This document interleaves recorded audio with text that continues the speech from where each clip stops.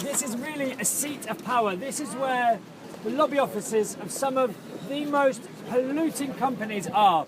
Those who have a tight grip, not just at a government's and national level, but also at the international level of the UN talks. And so we hope you've seen this. We hope you can also tell people about it. And next time you come here, you won't just think these are pretty glass buildings, but we know exactly what's going on inside. But there's a question now, what do we do about it? What do you do when you know this is going on and we know they're capturing policy? More than 500,000 people signed a petition calling on Christiana Figueres and the parties and the countries in the COP to recognise the damaging influence that dirty energy and the big polluters have on climate talks and on climate policy making in general, the national level, international level. And they're calling to kick big polluters out.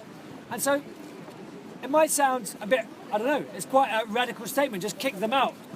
Don't just kick them out at international level, kick them out at national level, kick them out at every level.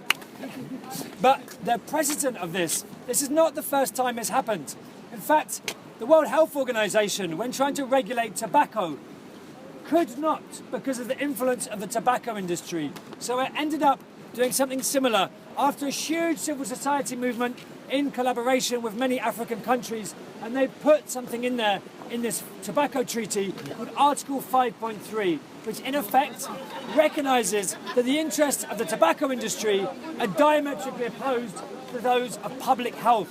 So if we want policy in the interest of public health, in the interest of all of us and not the tobacco industry, we need to put a firewall between lobbyists and industry and public officials on the other hand. And this is what they did in tobacco, not just at the UN level, the World Health Organization, but at the national level. And this is being implemented now in 194 countries. All but 2 countries signed up. The US did not sign up.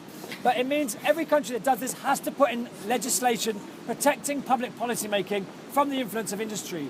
And this should be clearly the case with climate change. Climate change is one of the biggest threats we're facing, and industries with a vested interest in making sure that climate change continues, because that's how they're making their money, need to be kept far away as possible from our governments and public policy makers. If we don't end this affair between politicians and polluters, we're not going to have success. We're not going to have it at COP21, we're not going to have it at COP50. We're going to keep on heading towards climate catastrophe. So we really need to make sure this happens and that we don't allow our government to keep getting away with this. So thank you all for attending. Thank you particularly to friends who have come from very far to share personal experiences.